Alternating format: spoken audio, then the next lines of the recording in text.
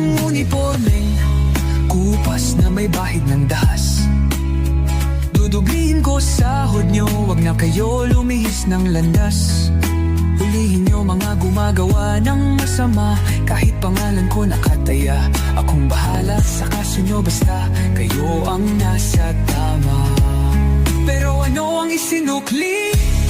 Bakit kayo nagpunyagi? Pinakain nyo sa mga estranghero ang 80 na lolo'y parang may mali. Pagkatapos angat ang inyong moral na dating mabababa. Grabe ang isinukli, parang dumukot ng tae. Tapos nilagay sa kamay, sabay sampal sa kanyang muka.